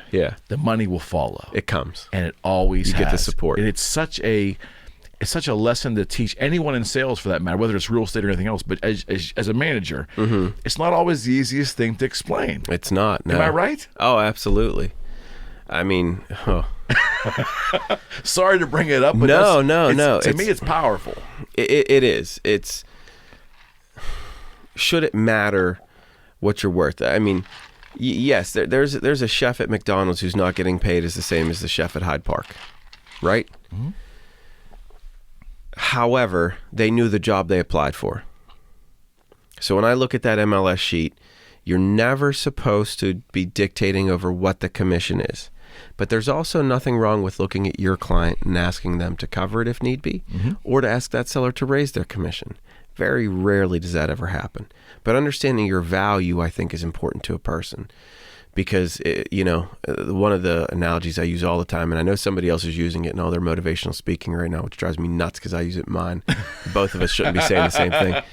But it has to do, every time you get on an airplane, one of the first things they talk to you about is when an oxygen mask falls. They tell you to put yours on and secure it first before helping out others. When it comes to living this word and being financially stable, people talk about, oh, well, I sold for this commission, I did for this commission. Then when it comes down to it and the deal falls apart at the end, they didn't realize if they would have charged full commission, maybe they could have kept that deal together. So it really wasn't about the money, but I saved that deal because I was able to forfeit some of mine to make this work. It was realistic standards. It was under-promising and over-deliver. So understanding value is a part of that. But when it's set and you're showing as a buyer's agent, it has to be irrelevant. I mean, one, legally it does. Absolutely. But two, you're just being made aware of what it is. But it shouldn't matter, because great advice from a mentor. I've been very blessed to have a few mentors, or as my dad would tell you, smart enough to listen, is you should be in business for 2 reasons. One is to make money. You can't only be in it to make money, but you have to be in it to make money. 2 is to help people. If you're only in it to help people, you'll go broke. If you're only in it to make money, you'll go broke. So you have to have both of those features. So there are some times when, the cookie crumbles differently than you thought it would.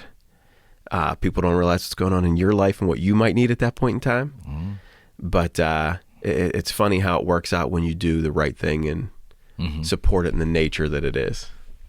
You said I'm not a McDonald's chef, though, just to clarify. Correct. Nothing against that. Love me a Big Mac. But although they've come a long way at McDonald's, by the way, recently. Well, the pay isn't. Yeah. I don't know did they get that $15 bump? I don't know about the pay. I'm just saying the whole presentation seems I'm to be pretty a little sure they different. put it into the roads of Pittsburgh.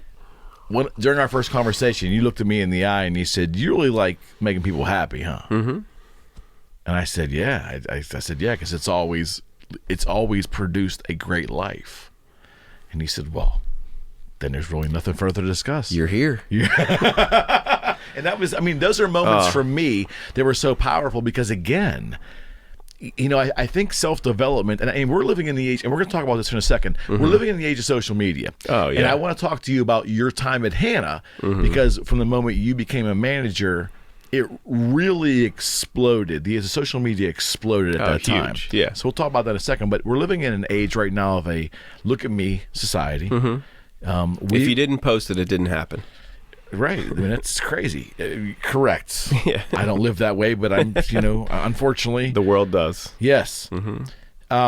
So you managed in that environment, watching that explosion, which you had to try to harness, right? Because there was a good marketing opportunities there. Huge, but an opportunity to fail but also pitfalls, hugely negative pitfalls there as well. So now, as we sit in the end of 2019, let's really talk about that for a second.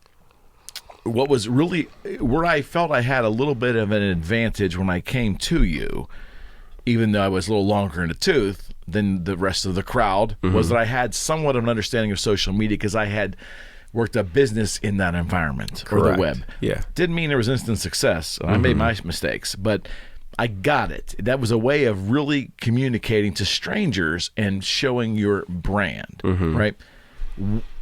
From 2013-ish to now, what has happened? Oh, man. A million different things in every industry, I would like to think. I even just went and spoke to a marketing class at Montour High School last week about how understanding economics and demographics is so important in this day and age more than ever. And I was telling jokes, but a lot of them didn't get it. Not that I'm old, but they definitely weren't. I said, well, how many of you know what Geritol is? And when would you advertise that? And I said, would you put that on Facebook? They're like, I don't even know what it is. And I tried to explain to them that you might see it if you were sick at home one day and watching The Price is Right, because they're targeting the older demographic, the experienced demographic, as we say. Thank you. Not you. I'm there, pal. I might not look it, but I'm definitely there. Because he uses the product he saw on The Price is Right. Oh, God. No, and just the things that I think have changed in that time. And actually, one of the first books that you and I talked about was Marketing in the Age of Google, which was, written over a decade ago now. Absolutely. And then we shared a book called The Art of Social Media. The guy? Kawasaki. I don't remember the last name. Kashiaki or something like that. Yeah, but both excellent books. And another one that I think we shared was Jeff Gittemeyer, The Social Boom. Yeah, you turned me on to all of his stuff. Oh, I've got it the all Little now. Red Book of Sales, The Black Book of Connections, He has Green one Book now, of How to Get Shit Done. That just got released. He's fantastic. It's on its way here. I mean, everything that guy writes, I think he's one of the best motivational speakers as well. But fantastic. But witnessing the changes of, and let's just talk. Let's jump to this because it will make more sense. Okay. Where are we at right now? You see these independent agents who think they're at such a higher level doing videos. If you're not doing video by now, you're going to be left behind in 5 years. And I'm not just talking about You said in front that of in the camera. 2014. I had to, because it was already starting. Because when social media started and the ads and networking and posting that way, why meet everybody at my church group? Well, nobody from my church is using me anymore. Well, that's because there were 16 people that talked to them before they saw you. This is no longer the world of 7 minutes, it's 7 seconds now. You have 7 seconds. If somebody has a thought pop into their mind, you have to capture it. Why is text such a great tool? I mean, not even just a platform of social media, the platform of communication in general. I had somebody, we had a Halloween party for the company on Saturday night, was having a business conversation while we were there. They reached out to me on Facebook the next day. They didn't text me. They didn't, send me a letter. They didn't even email me. They reached out on a social media platform. You know how we always teach people you're supposed to reach back out on the communication platform that they reach out to you on, because you know they're comfortable with it. Sometimes it gets so muddy. That's right. Oh. But with all the different platforms right now, to think about the things that we've seen change, it's one thing to understand the new products that are coming out. It's another thing to get too in depth in them if they don't work out. So I think you understand that in real estate, that we have a new tool come out every 3 months. It's a major one. It's nationwide. 6 months later, it's gone and replaced by something else. And that can get frustrating for an agent. Oh, because you're dedicating so much time. You developed a platform that worked with that system. If it hung around for 2 years and you did it, that's a long great. Time. I was just at a Pittsburgh Business Times luncheon, like they do, or this might have been a dinner one, and it was the president of CMU. And he, you know, their specialty is obviously AI and technology. And he was stating, and I don't remember how he said it, but it was something about that the technology that most people will work in, I think they're just in high school now or something. Like, that's how quickly the world is changing. So the jobs that we know of today will be eliminated. And I'd heard this economic speech before from somebody else, but he reiterated it. It's from one of those like master classes, if you ever take any of those apps, speaking of social media. Yeah, I've got a couple. You'd be surprised what classes I'm taking. I don't even want to say them here. Steve Martin's teaching one. The comedy, how to write comedy. He's fantastic. Well, I think he teaches like how to play the banjo or something, yeah, too. it's all over the board. It's all over the board. Learn how to cook too, by the way. Yeah. So this particular one talked about economics, and who was it? Do you remember? I don't. I'll find out and I'll tell you. But he talked about economics and how people don't understand how the world is changing. They just assume something. So he talked about in the 1960s, 70s, and 80s that there might have been 40 farms around your area or outside of your city. Now there's only 4. And we're not producing like we used to. The American farmer is dead. He said, no, I don't know if that's the right word, but like, not turbines, but like the big machines, the big tractors, they produce more now and they run more efficiently. And instead of doing what they did in half an hour or 8 hours before, they could do in a half an hour now. Right. So one farmer was able to eliminate 10 because they were able to produce the exact same amount. And if they beat out the other farmers, now these guys are selling off their land. They weren't forced to. Right. It's a market condition. It's a market condition. That's correct. So they're producing more corn, more whatever. And he talked about there's actually more farming done here than anywhere else in the world. And how people don't understand that because there's so fewer farms. It's just they're more efficient. Where before, think about it, they were also only working from sun up till sundown. Now there's a machine in there processing everything throughout the middle of the night, so that when they wake up, they're running 24 hours a day instead of 8 to 10. Right. And that's just one industry. That's just one industry. So if you think about it on real estate and a social media aspect, we have 7,500 agents. Why? It's quite the reverse, because before it was harder to reach your communication. It was harder to get out to the general public because you had to have money. You had to have all the time in the world. Mailing costs. Billboards. Door knocking. The confidence to talk to somebody. That's been eliminated. I can text you. Right. I can send you a message through pictures. Right. I can do whatever. So now I have an opportunity to be a top producer without ever talking to you once. I could send you a text message. I could send you an email. I could send you a Facebook message. I could send you these things. At least that's what the public wants to believe.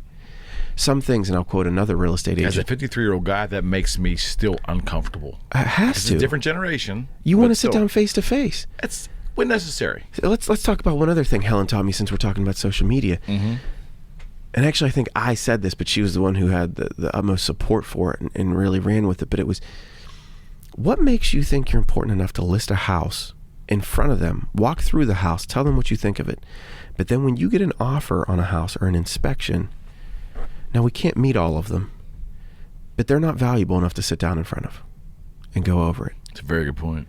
And, it's like one of those sit back moments that you lost a face-to-face. Here, they were excited about it before. You sat down with them, you explained the process, but now they got an offer on their house for $275,000. And don't get me wrong, most of the time it's their choice not to sit down. They're too busy. They just want to know a number. They just want to go forward. Because we're conditioned to that world now.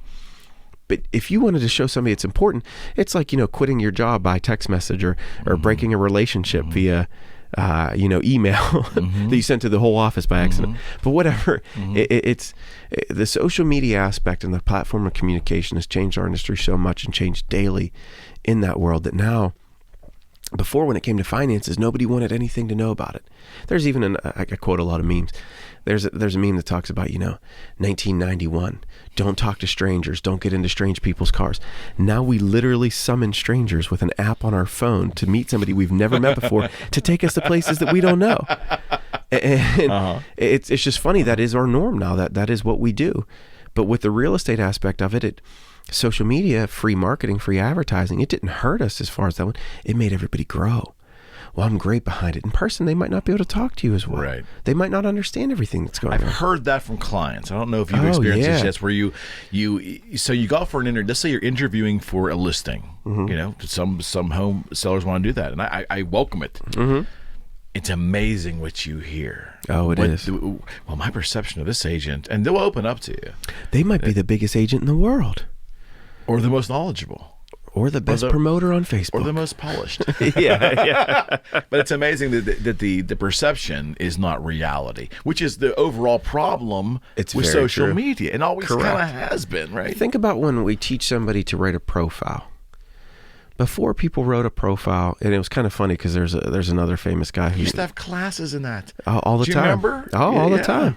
There's a gentleman that worked for Berkshire Hathaway in California at that time called Prudential, and he wrote a book called "Live the Good Life, Work by Referral." Brian Buffini is his name, and I think he's a motivational speaker now. I don't know if he has anything directly to do with sales or anything of that nature. He might own offices. I have no idea. But one of the things he talked about was, this image and how people would tell you, oh, you could sit open houses, you could do these things, do whatever, promote it. Look at where we're at now with, you might not even have sold a house, but you could have the best perception in the world. I've literally, as a manager, had people come up to me and say, hey, I saw so-and-so's working for you now. They're killing it. And I was probably my second year in Atlanta. It was one of my friends growing up together. I said, they work really hard. Because I didn't want to be deceitful. But that young man had not sold a house yet. It's an illusion. It's an illusion. Well, and people don't understand it. They don't know the platform. Like before, if you knew somebody came to your door to sell something, you might slam the door on them, they hung up on your phone. Like you answered the phone and said hello. We talk about that a lot now today too. If you see a number, people's eyes are like, I don't want to talk to that person. No one right answers now. the phone anymore. No. Leave me a message. Why didn't they text me? It's so weird they're calling me. It's just the way the social media and communication platform has forever changed it. We do this stuff. I mean, the emailing, when you only have a certain amount of time or else you need to get a clear message across that you want your client to be able to rehear and reiterate, you might send a video message stating, here's what's going on with the situation. I know you were busy, but I wanted to get this over to you right away. The inspection report came back. Here's the things they went over. After you've had a time to review this a couple times, please give me a call back. And it's a video of you talking. It's fabulous. Could you imagine that in 1985? No. The industry would be nowhere near what it is. And it's still changing even more. Now, the financial platform that I was getting off on there. Like before, you weren't supposed to talk about money. You weren't supposed to. Now on an app, people are putting in all their credentials and getting an approval or getting a final number within minutes of what it is. I don't know. Is it our lust for speed and immediacy, short attention span, and then we are sacrificing security and things that were private at one time are no longer private. We're willing to give everything away for an instant answer. That's what I was just going to say. I don't know if anything has changed other than instant gratification. Instant gratification is what we are taught now, and when you don't have it, you assume that person's not good at their job. They could have something going on in their personal life. They could have anything going on, but if you don't get an answer from them, well, I saw them post something on social media. Yeah, that was their wedding. That's why he didn't answer you. He just got married. Well, how did he have time to answer something on Facebook but not answer me? Yeah, it's a balance. It really is. He's in Europe right now, but he'll get back to you tomorrow. I'm covering for him. Yeah, I struggle with it. You and I have spoken. To run my and I love social media. Don't get me wrong. I think it's, but a lot of those who I went to school with, Mike, the people I see that went to, they're saying great as me. I see on a regular basis, small town, right? No clue. They're just not. Don't even post. Don't even have an account. Pretty much. But because I use a service to schedule my posts out, I may not be actually available when something gets reaches posted. out. You could be here right now. So the illusion, there's one scheduled.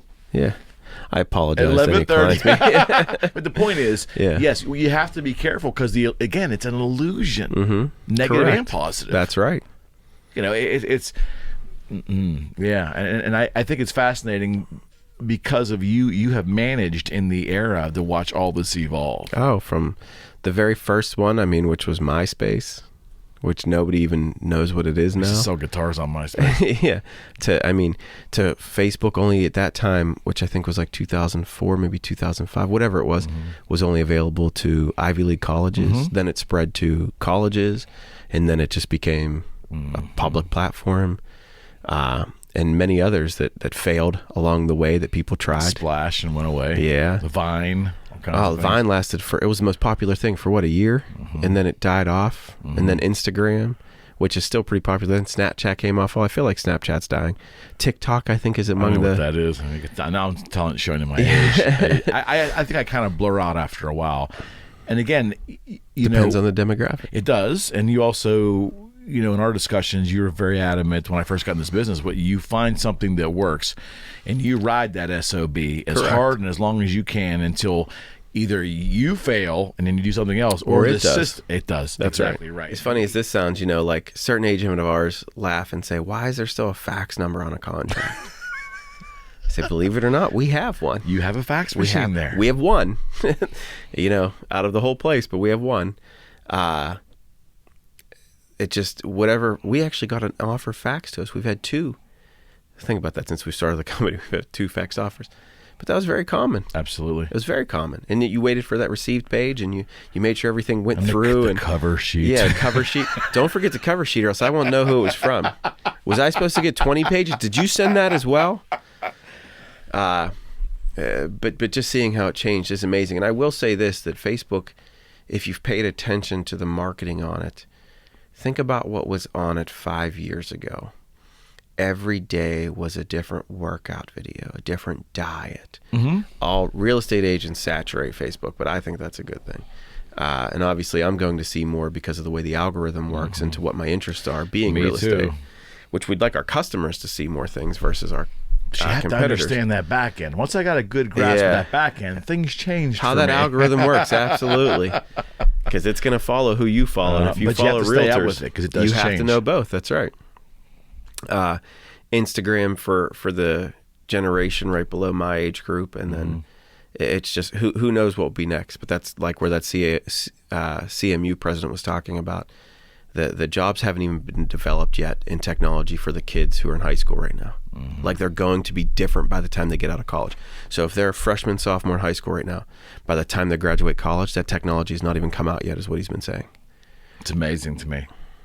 But the personal human interaction, why I love the business, and I think I can probably speak for you too based on our conversations, is that human interaction, the realness, the satisfaction that you see. It's not words. I mean, that's reality. And I've experienced this throughout my life in different fields. I mean, you create a guitar and the guy's happy with it. You don't take that for granted. You absorb that, right? Absolutely. Same thing when you're at a closing table like I was this morning. But I fear as technology gets more and more impersonal, the nature of technology, that realness at some point, and I'm hoping that I'm out of the business by then, but it may go away. There's definitely a chance of it. I mean, think about it. We're selling houses through FaceTime now, or videos walking through houses, and people, you don't even get to meet them. I mean, I've had one that way. Currently, right now at the company, we have one that it's a Brazilian gentleman who's not a U.S. citizen, but is still allowed to purchase a house. Amazing. It's called FIRPTA, the Foreign Investment Trade Act. And he's purchasing a house. Sight unseen, and FaceTime walking through the property, sent somebody over to look at the property that was here in the States, a trusted advisor, and purchased the home in that manner. Now, I will say I had that happen years ago from the guy who owned IHOP or whatever from Arizona, sent his assistant here to look at a house. Wasn't quite to this level, though, where it was like, buying a home for their family that's going to move here from another country without ever seeing it. No human interaction whatsoever. No idea the area, no feel for it. Can't even drive around the neighborhood to see if it's somewhere that they want to be, or is in the area that they feel like matches their personality or their families, if you will. Right. Technology's amazing. It's crazy how much it's changed. So, without giving up too much proprietary information, what's the initial short-term vision for Cowden? What's ahead here? What's ahead for Cowden Creek? Oh, Besides continual growth, which I know is his answer coming up. I think that I would be like any father. I hope, which I know I have no control over whatsoever. Because we will all disappoint you at some point in time. That I can develop a platform for my son and whatever future children we might have to have an opportunity that, along with the love and support that was provided for me, but in a financial and stable position, to not maybe go through some of the same stresses or disbeliefs of what is possible, to create a platform for something like that for him and, again, future children. For me personally, and again, I've been quoted on this before, my goal is really I'd like to see in my lifetime, I'd like to open an office about every other year. And the reason I want to do it now, some might not think that's slow, but I think it's slow. Like, I could open one tomorrow, but I want to do it properly. Mm-hmm. I think that if you can't teach the proper customer service and care, and how people who are cooks say the last ingredient is love. There is a true aspect to that if you can't take the time to mature the process for each office and make sure that it is run in a certain manner, because so many people it's like a golf swing. So many people have bad hitches in their swing, and how can you correct it to make it go down the right path when you bring them into your platform and your setup? And is that even possible? Sure, we could go open 5 offices. Sure, we could buy, a small company and take over their agents, but it's not going to be our platform then. It's more important for me to be our platform where we can train on that level and get people to be doing the best they can for the consumer and client. So me... You prefer to grow organically. Exactly. If we've talked about recruiting before and different natures of that. I always laugh and tell people I don't recruit, but then obviously there's people I do talk to. Mm-hmm. But I recruit by creating a lifestyle. I don't recruit by saying, hey, you can make X amount of money. Hey, you can do this. I recruit by saying, hey, you can be happy. Mm-hmm. You can want to come to work. Mm-hmm. I'm going to teach you how to make this job simple. It's not a simple job, but I'm going to make it simple. We're not rocket scientists. We're not performing heart surgery. While I might feel it's as important as that, it's not what we're performing. Mm-hmm. We are handling people's emotions, people's financial responsibility. So to some, they might think it's more important than heart surgery. But could be. I like the idea of a lifestyle where you would not see one ad of me saying we're hiring. There's not one out there. Mm. Are we hiring? If you're the right person, yes. If you're not, no. You have to put people ahead of you at all times.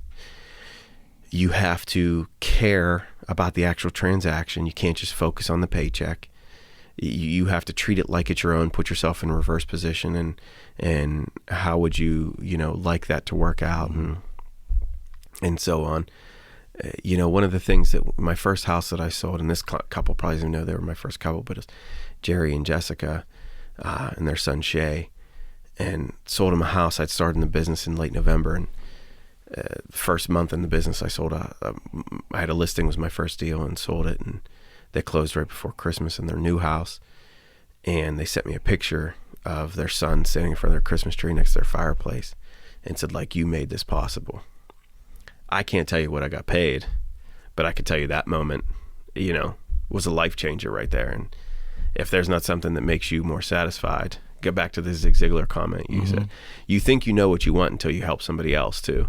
Then you realize what you really want out of life. That's exactly right. Like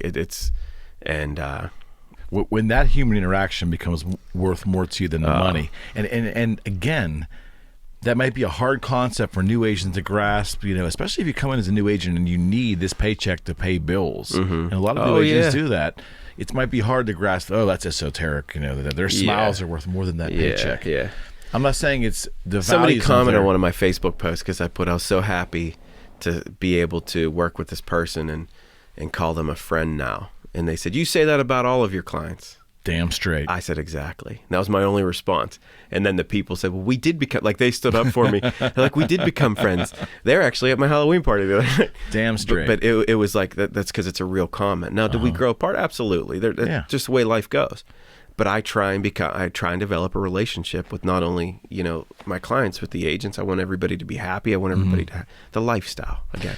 For me, so that's recruitment for me. Okay, for me, it's there's an element of humility that you need to have to do this job correctly, and I'm not saying we all have the humility, and I'm not saying humility about what we love and what we know we're great at. I'm saying the interaction with them. And sometimes you eat a little stress of theirs. You ingest a little stress because you want to make the load lighter, the path easier, because that's a reflection on what you're doing, even if they're things you can't control. Absolutely. But that comes down to personal humility, I think, and it takes a certain kind of person that understands that. I would agree with that. If you want to survive in the business, absolutely. And thrive. Yeah. Real estate market since 2000, 15, 16 has been a little bit different than what it was in the late 2000s, obviously, with the economic crash and other things going on. And that's why I think we have, that's why I think we have so many agents today. But there's always a joke going around like, I can't wait till interest rates go up, not because it'll hurt the buyers, but because you'll see who the real agents are, who actually care about their clients and put up with them and show them 75 houses instead of 10 because they have to put an offer in on it or it's going to be gone. Now, nobody really wants the interest rate to go up. But the point is, it's the agents who don't have that same passion, who don't survive and blame everybody else for success, when in reality it was, did you actually care? Did you develop that relationship? Or did you just turn and burn and dump them out? We're a referralship business. We're based off of referrals. We're supposed to be. You have to be. Because, the train track one that I always talk about, like, I'm not laying 300 different train tracks. Right. I'm laying 30 and riding back and forth, making sure I'm doing my job properly, getting better at it, refining it every time, becoming better at each one that I do. I'm not trying to just never see that person again. That train's going to come back around again because of the service. It's called a grind. That's right. In my vernacular. Yeah. Right? Yeah. We know a couple agents who do that. Oh, absolutely. I don't know how they do it. I don't know why they do it. Yeah. And God bless them. But it's not a path that logically you'd want to take. Wouldn't you want somebody to... There was a quote that I don't know why I ever had on my wall when I was a kid, but I had a quote that said, I never want to give you reasons to stay. I only want to give you reasons to return. And it's powerful. It's very powerful. It goes with every, saying about like, oh, let somebody go and they'll come back. If you did a good job in this business, they will come back to you. They will refer people to you. You will get something in return for your efforts, not just a paycheck. It'll be the most sincerest form of payback, which is a referral. That somebody literally said, this person was so great to work with. They made my life easier. They got me through this process that was very stressful for me at the time. And I'm going to repay them by sharing that information with others because I want them to have the same experience that I had. Have you ever thought about, not that you don't have enough on your plate, but have you ever thought about, and it's a terrible slogan or a name of a kind of speaker, but motivational speaking, I even hate that word, self-development speaking, achievement speaking? I'd love to. Because you've done that internally in this industry. Correct. But to take the principles and maybe expand them a bit, because it's definitely applicable to different industries. 100%. I think across the board it is. Being that my mentors are from across the board and who I've studied, if you will, through reading books and whatnot, it all relates to the same is what I've noticed, I don't know if people are big believers of The Secret or Think and Grow Rich by Napoleon Hill or How to Win Friends and Influence People by Dale Carnegie, things like that. But it is very true across every industry of, if you want to be rewarded, you have to put in the work, you have to do this, but you also have to believe it's possible. You also have to, the law of attraction. What I could go off a million books. Yeah, exactly. Right. Like when you wake up in the morning, do you hate your job? What's that? The one motivational speaker now, he's huge on podcasts and Gary V. Gary V. I don't know how to say his last name. I can't. I don't think he can. That's why either. he goes by Gary V. Yeah. Excuse me. But he's so real though. He's gut-wrenchingly real. And it might even hurt him, but he doesn't want to do anything but tell the truth to you, which is what I love about some of his talks. And no, I'd love to do motivational speaking, and internally I've got to do it. I've got to do it at some schools, like I've said, even to some sports teams I've been called to come speak to, and it seems to always relate very well. I spoke to a football team, two of them actually this past season, and made them realize how much they have to rely on each other. And I said, if you're in the workforce, I said, how many of you had school projects where you were the only one out of the 3 or 4 people that did any work? I said, well, since that wasn't as important to you, now do it on the field. Imagine if the quarterback didn't feel like doing his job and you're the wide receiver. How's that make you look? I said, be selfish for a second. So now let's reverse it, though. What if the quarterback's doing his job and you aren't? He showed up to practice 4 days before the game. You haven't shown up at all this week. Not holding your end. You're not holding your end up. So that team project changed its aspect a little bit now, didn't it? You're looking at it a little bit differently, how you're letting each other down. I said, now you came to work for me, but you didn't realize I came to all your football games your whole high school year. Saw you not showing up, asked the coach what happened. You walked in and applied for a job in my space, and the first question I asked you is, are you a team player? And I already know the answer. You're not getting the job. I explained to them how that can be related to life, what's going on, and how there is life after football, and so on. I think they won like 45-0 that night. Am I taking credit for it? You damn right. Now, before we close this chapter down, because this is, Rocco and I spoke a couple podcasts ago on this, because he's out doing that as and having a great time. A couple of TED Talks he did. But we talk about the frustration. There's movies such as The Secret, Thinking Rich, Napoleon Hill. Phenomenal book to read, especially when you're young in life. Now, Napoleon's a little weird. Oh, extremely. But the content of what he's saying, it's what you concentrate on, where your mind is at. Have you ever read The Alchemist? Absolutely right. So The Alchemist, and Will Smith does this speech better than anybody else. And if nobody has seen that, YouTube that or Google it. It's a very small book as well. It is. It's an easy read. Paul Corolio. Correct. Yeah. I can't say his name either. He has a new one, by the way, too. He's a great author. Amazing read. But he talks about creating your universe. Correct. But creating it is not just thinking about it. It's taking the action. And Will Smith's conversation, once he talks about this book, is he said, I will die on a treadmill. If somebody would challenge him to that, he said only two things are going to happen. Either one, you're getting off first, or he's going to die. And he explains, that's the world he created. And then one other interview, when he was on a talk show, he talked about one brick at a time. And I use this analogy all the time and give him credit for it. He said, most of the world's problem is they just start the wish process, then they don't follow through with the actions of it. He said, because what they see is the whole wall right here. He goes, and I only see the next brick. Because if I focus on that one brick, I'm going to lay that brick better than any brick I've ever laid. And then when I do the next brick, I'm going to lay that brick better than any brick I've ever laid. So I'm a little bit better than the one before. He said, before you know it, you'll have a wall. But what you didn't realize was it was your actions of improving each time that gave you that wall. You didn't start with the wall. You can't just wish for a wall and it's going to happen. Right. You had to have the action and motivation to lay each brick a little bit better, and then you'll see your goal. And I thought, there's no better way to explain it than that brick wall scenario, because there's so many bricks that go into one wall. Exactly They're a little tiny brick. Same thing with every career. There's a little tiny brick you got to do. You got to learn this. You got to do this. You got to dedicate the time. I mean, last week when that's a good analogy. I went to speak at the school at 7:00 in the morning. I left the office that night at 3:30. Surprised you got up. Right. Tuesday I started at 7 a.m. I left the office at 3:45. One of our agents was with me. I went to the office at 9:00. I slept in a little bit more. Wednesday night I left the office at like 1:45. Thursday, same kind of day. Like it wasn't a 20-hour day. It was like an 18-hour day, 16-hour day. But then it's funny to me when people talk about like, oh, you're crazy. You can't work that hard. You're going to need sleep. You're going to need this. But then they'll turn around and say, boy, I wish I had everything you have. You don't understand it. Your life's so easy. Look at everything you got going for you. How'd your business succeed so much in a year and a few months, whatever it's been? All those times that I can't think of who the speaker is right now, but 168 hours in every week, baby. If you sleep 5 hours a night, that's 35 hours. You still got 133. Are you familiar with David Goggins? I'm not. Oh my gosh, I can't believe Speaker that. or writer? I'm gonna turn your world upside down. I can finally suggest a book to you that you haven't had. David Goggins is a military guy, special forces. Was a as he would put it, a pretty sad sack when he was younger. Okay. Overweight, lazy a little bit.